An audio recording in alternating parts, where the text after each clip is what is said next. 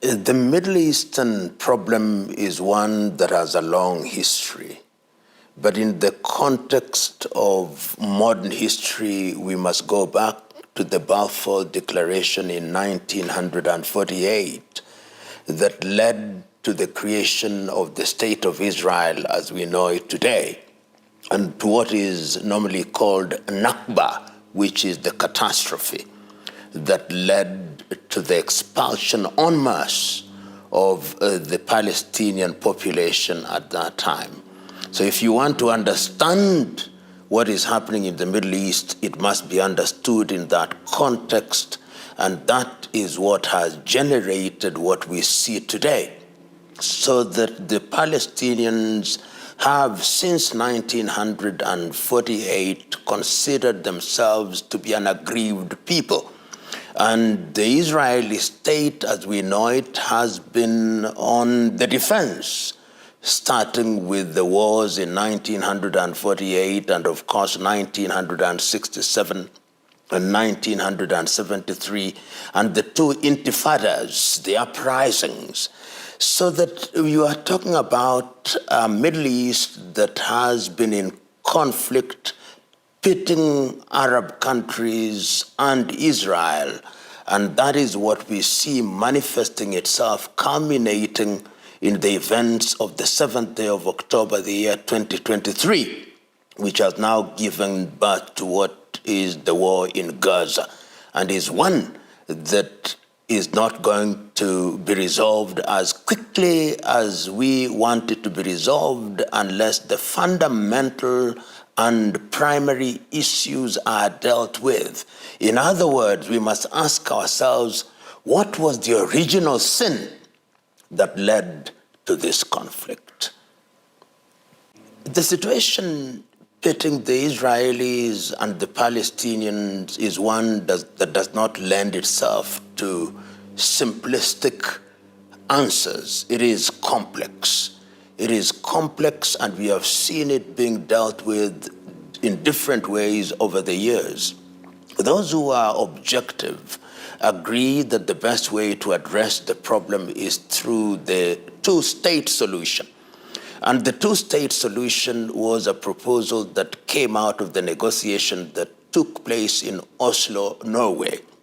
It was thought at that time that the two parties, namely the Israelis and the Palestinians, would then sit down and agree to ensure that you would have an independent Israeli state which exists since 1948, and have a separate Palestinian state which would exist side by side with the Israeli state.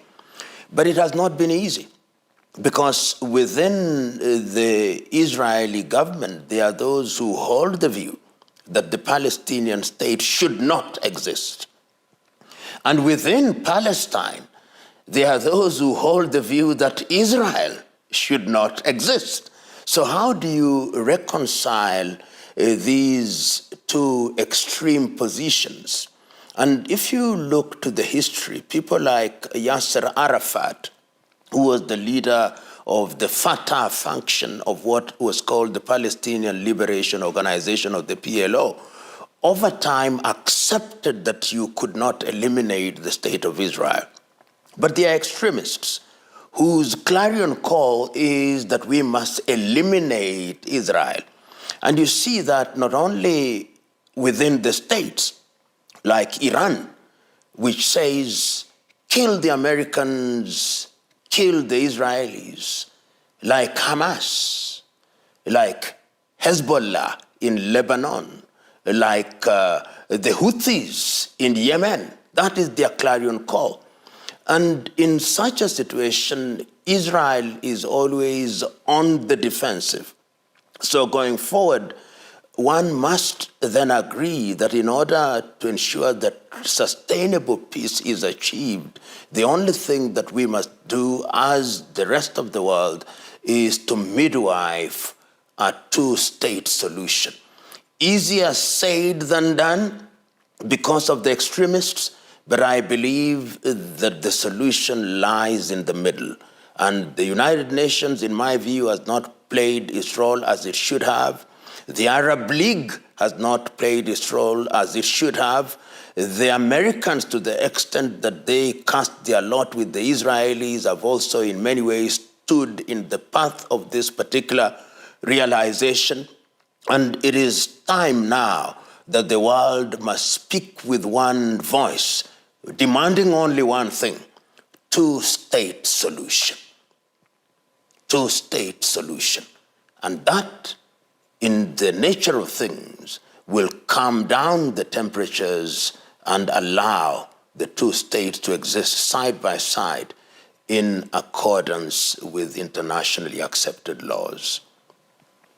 You know, one of the things that we must say, and say categorically, is that what happened on the 7th day of October, the year 2023, is or was unacceptable. It was wrong for Hamas to do what they did.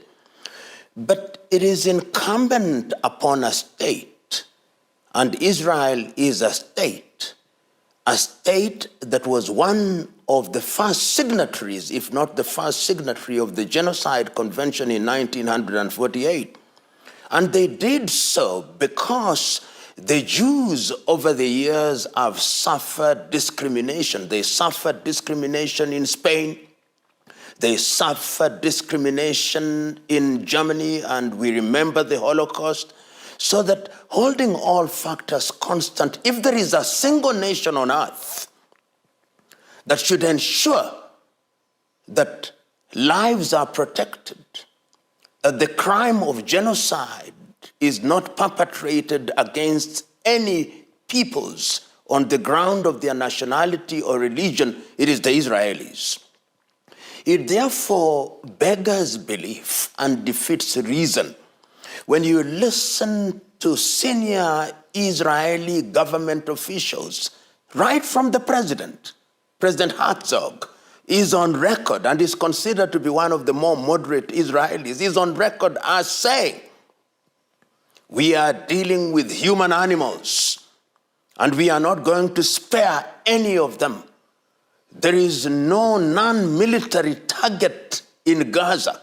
In other words, women who are non-combatants are targets. Children are targets. The fighters themselves are targets. Hospitals are targets. The Israeli defense minister gleefully said they will have no fuel, no water, no food. And one even went to the Bible in the book of Samuel and said, just like God ordered that the Amalekites be eliminated, so shall we eliminate the Palestinians in Gaza, that no human being may ever live in Gaza again. Against that background, the reference by the Republic of South Africa to the International Court of Justice is decent, it is understandable, it is acceptable. I've read and reread the 84-page document. It is one of the most well-prepared documentation presenting evidence of what constitutes the crime of genocide. And I believe that all men and women of goodwill throughout the world should support that reference, because that is what international community ought to do in a civilized way, in ways that are recognized and acceptable by the Committee of Nations. I cannot understand Kenya. I would understand Kenya if they condemned the act of Hamas on the 7th of October. But for them to say that we support the disproportionate response by the Israelis is one that defies logic. I don't know what is pushing my beloved Kenya to say that, but it is time that we revised our position. And unfortunately, I hold the view that in matters such as this, it would have been better if the African Union, as the African Union, held an emergency meeting of heads of states and governments so that we have a common position. Because this is critical. It is critical for our trade. It is critical for our relationship with very many countries in the world. And a common African position would have been preferred rather than to allow individual countries to be manipulated and sometimes even coerced to take the positions that they have taken, and which positions fly in the face of logic. That is one of the busiest maritime routes in the world. You will remember in the year 1956, when there was the Suez Canal crisis, the international trade was disrupted in a fundamental way. And we have seen recently during the war when the Houthis in Yemen have said that they are not going to allow navigation in that area, particularly as regards seagoing vessels that are headed to Israel. And we have seen that it is not possible to get it right all the time, with the consequence that seagoing companies such as Maersk of Denmark have had to suspend almost 95% of their vessels from navigating through that route, which means that you are now taking a longer route. And if you are taking a longer route, it means that you increase the cost of insurance. It means the journey is longer. It means oil is going to become more expensive. And for those countries that are importing oil from that part of the world, it means, therefore, that the cost of living is going to be higher. And it is not something that we ought not to take very seriously, because the implications are dire and grave, and it will be evident in many countries in the continent of Africa, and indeed outside of the continent of Africa. And that is why, therefore, the UN has actually passed a resolution saying that the Yemeni Houthis should not interfere with maritime trade in that particular part of the world. But the Houthis, on their part, have said that we are, in fact, ensuring that international law is given its pride of place by the war and the continuous bombardment on Gaza being stopped.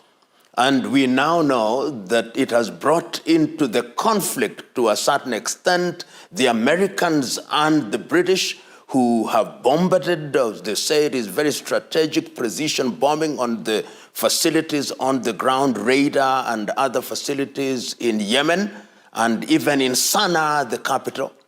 And the Houthis have said, we are going to respond. And our response is not going to be restricted to the region. It will be in whichever manner that we choose. This is not good.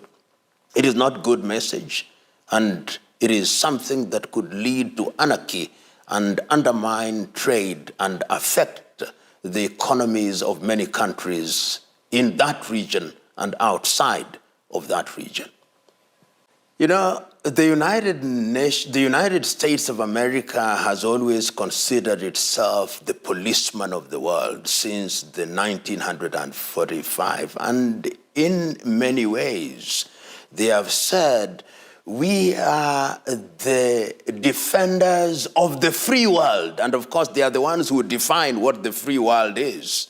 We are the defenders of democracy. We have the largest economy. We have the largest army. We, in our estimation, are the strongest militarily on earth.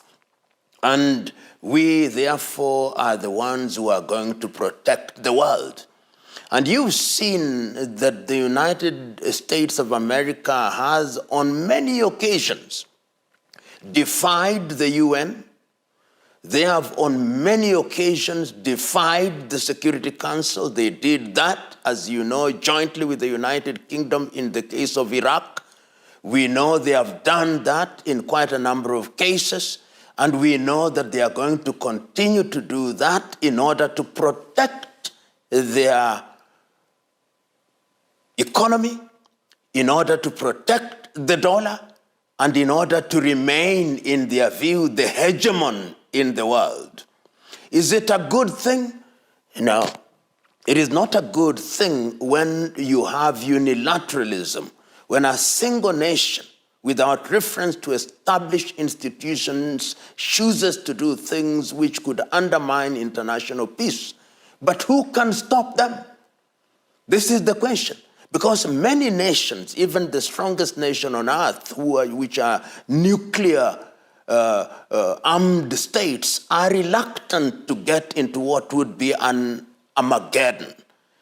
China is not prepared to do so. Russia is not prepared to do so. The Western world, of course, is always aligned and are the lapdogs of the United States of America.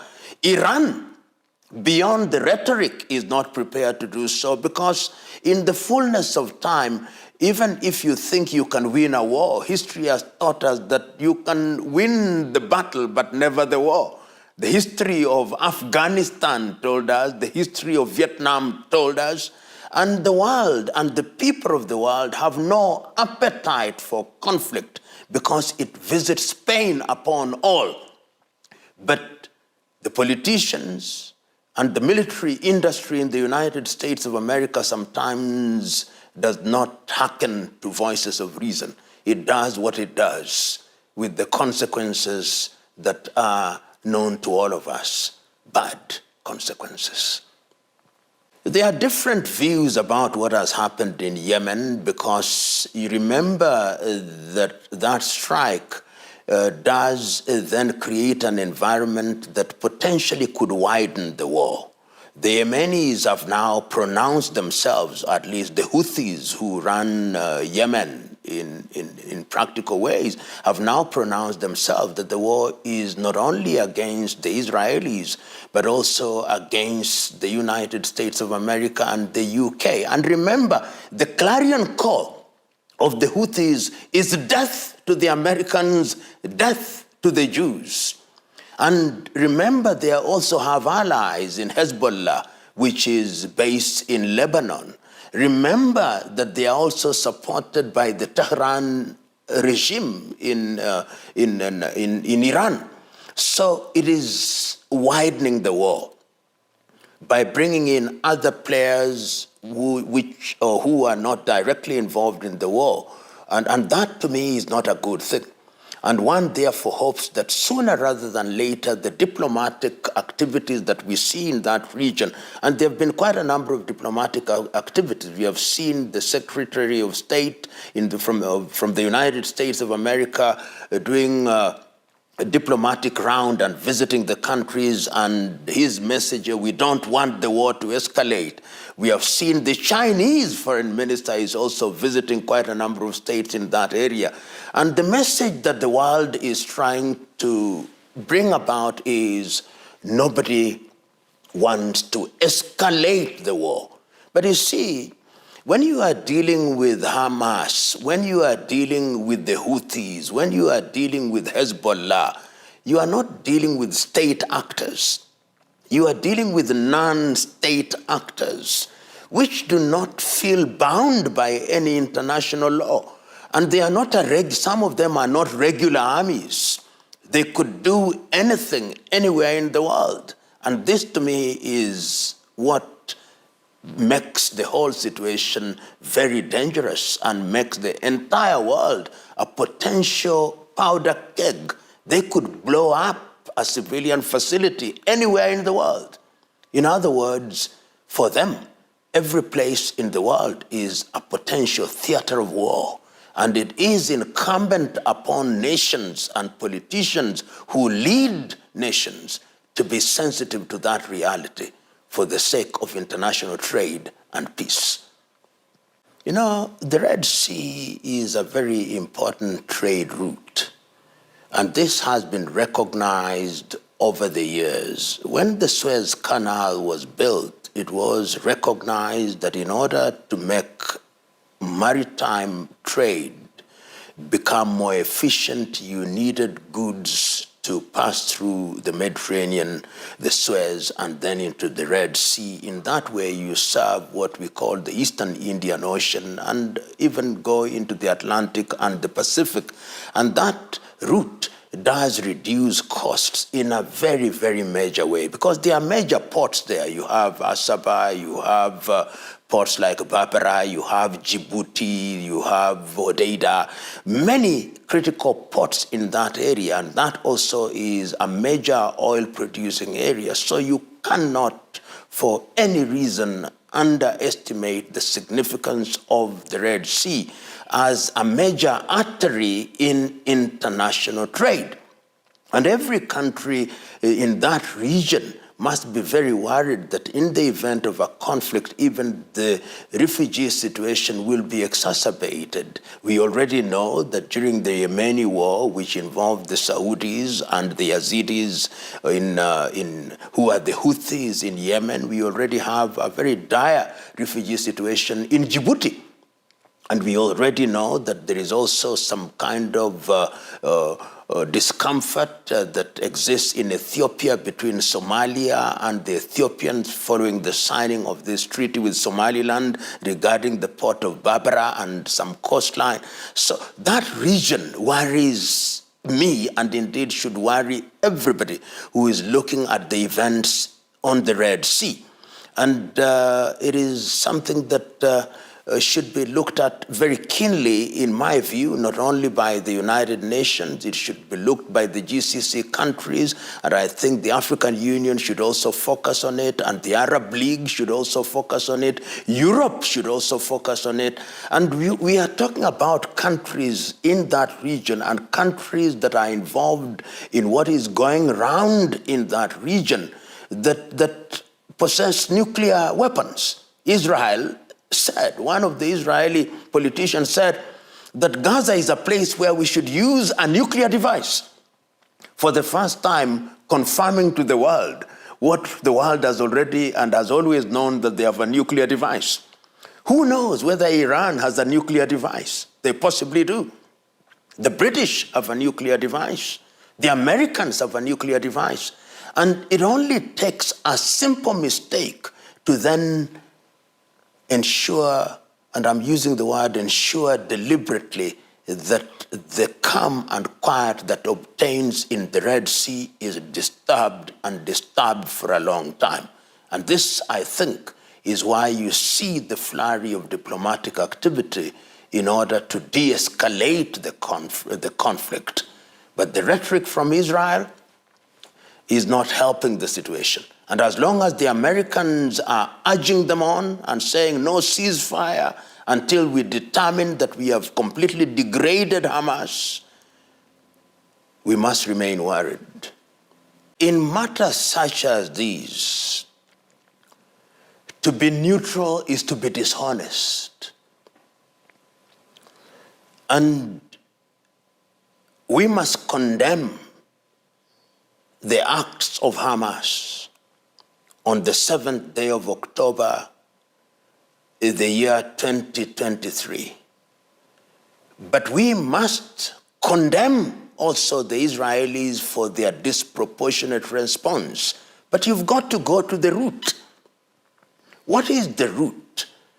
The root was that in 1948, the British, through the Balfour Agreement, allowed the expulsion of a whole nation, the Palestinians, in what is called the Nakba, the catastrophe.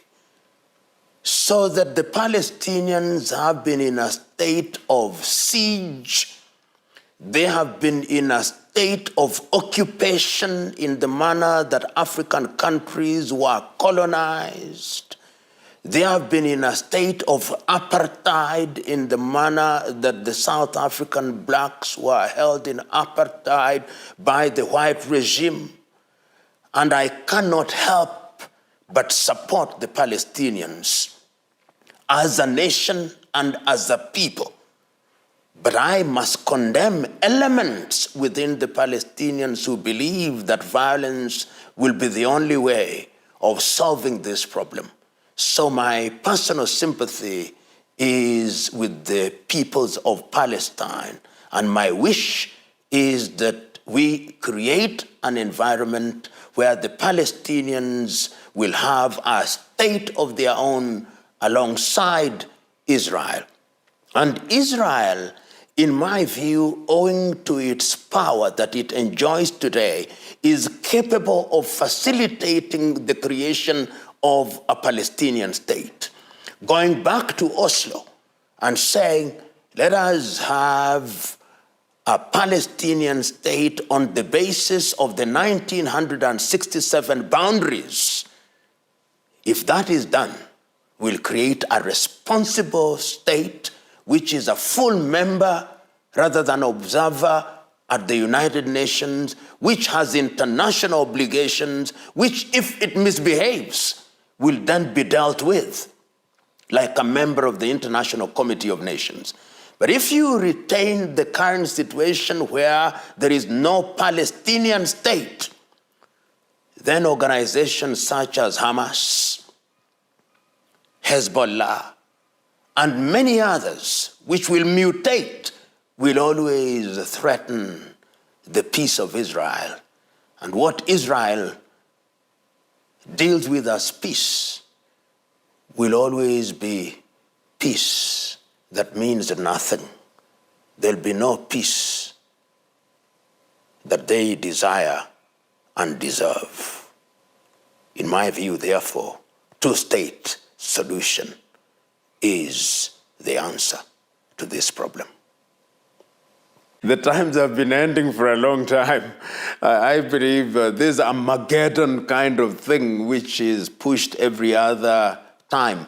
I mean, if you look at the history of the world, the end of the Roman Empire was said to be the end of times. Then we had the Millerite end of time in the year 1844. Then we thought that the First World War would be the war that ends all wars. Then we thought 1945 would be the war that ends all wars. Let us remember that as to how and when the war will end is not known to all of us. Our duty is to be responsible, to know that man has now created weapons which are capable of making life on earth to be very difficult. And it is our duty, therefore, to ensure that we never use those weapons against any nation, and that, therefore, we should aim to ensure that we use institutions that we have created over the years to prevent war. The very reason why we created the United Nations in 1945 after the collapse of the League of Nations was that the world had no appetite for war. But we have seen what has happened since the creation of the UN. And there are many now who are saying that you need to reform the UN. That the UN, as it is now, is incapable of enforcing the decision that it makes. We have seen how resolutions have been ignored without consequence. We have seen how wars are being prosecuted, the statements from all these multinational organizations notwithstanding. And perhaps when the wars that are being prosecuted now end, or even before they end, it is the duty of the world to ask ourselves, what have we been doing wrong? What can we do, if not to eliminate war? After listening to the professor, I know you agree with some of his assertions on the ongoing wars. I also know that you might dispute some of his comments. Share with us your thoughts and subscribe to my YouTube channel. Thank you.